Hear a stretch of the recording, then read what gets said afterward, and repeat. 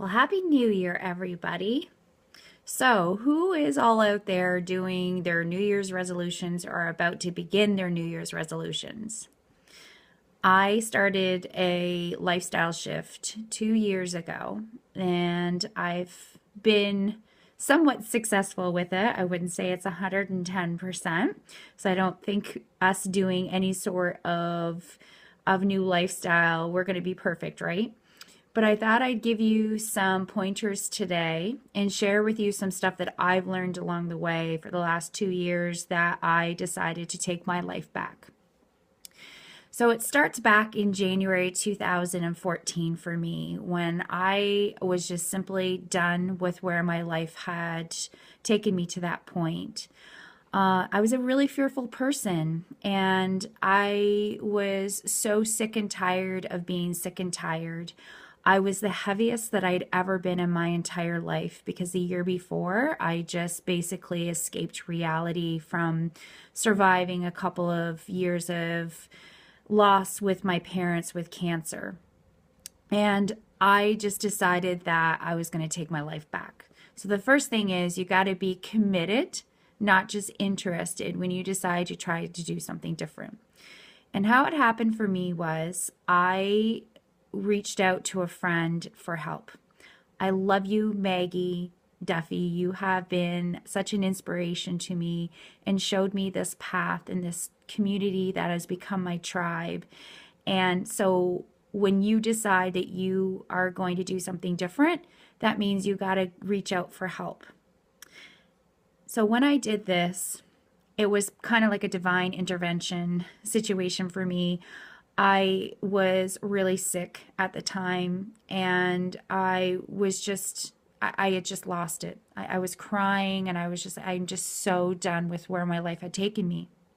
I'd wake up in the middle of the night with fears, and I had two major ones. And the one was I going to get cancer because I had lost my parents at such a young age, 60 and 62, and my grandparents at a fairly young age to cancer. I literally, my mortality was questioned on a daily basis for me of how much longer I had to live before I would get that dreaded, god-awful disease. And then the other fear was because of some life circumstances, I had to cash in my 401k and I had nothing left in my bank account for savings. So my other fear was if I did live past the age of 60, how in the world was I going to be able to afford to retire? How was I going to be able to put my daughter through college? Like these things just kept going over and over and over in my head. And I had developed such unhealthy habits to do these escape things for me. And I would drink too much wine on a nightly basis, 1 to 2 glasses of wine, sometimes a bottle before bed so I could sleep through the night. That never happened.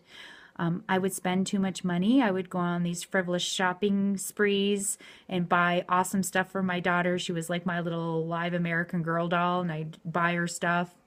The other thing was I was working way too much. I wanted to escape life, so I just dove myself into my career, and I'd wake up at 3 o'clock in the morning, and then by 8 p.m. I was so exhausted. I had nothing left to give to myself, and I had nothing left to give to my family. So I told Maggie all that, and I saw such a great life shift with her. And so she said to me, Amanda, I think I have a solution for you. Can I give you a call back? So a couple hours later, she called me back, and she said, in 5 days, our company is doing a New Year's kickoff conference in Dallas. Can you go? So she helped me go. Somehow, some way, I ended up being there within 5 days. Flights were available. Ticket was made available to me. And I just remember being there, watching people like me up on stage that had lost all sorts of hope in life and just decided that they had enough as well. And now instead of surviving life, they were thriving life. And I just knew right then and there that I'd found my community and I'd found my tribe. So from there, that weekend, I had developed this vision of champion of hope. And I had to first start with the hope, giving that to myself. And then I knew I wanted to eventually give it to others. And from there, it was just throwing myself into personal growth. And we have an amazing program through our company called the Healthy Mind and Body Program. And I just threw myself into personal growth books and working on myself on a daily basis through this module. And it's been hard, tough work, but it's also been the most amazing experience as well because I haven't been alone. And I've been able to rely on other people and celebrate with other people our little triumphs along the way. And there's been setbacks. Whenever you try something like this, there is going to be setbacks. But the setbacks, there's always a lesson learned. And you have those people there to help you and pick you up and say, keep going.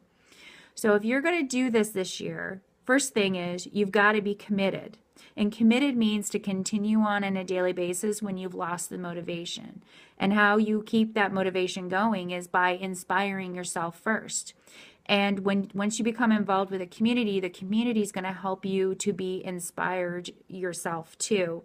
And they're going to keep you going and they're going to keep you motivated and give you that accountability that you need. But I'm going to keep saying this. It's got to start with that commitment. Are you committed or are you just interested? Because if you're committed, you're going to reach out and you're going to get the help that you need. And if I can be that help for you, I would love to do that for you because I had somebody help me and I'm going to pay it forward. And that's what my life purpose is now, is I'm going to give others hope like I was given hope. So go out in 2016 and rock it and live your life. Don't just survive it. Have the best year yet.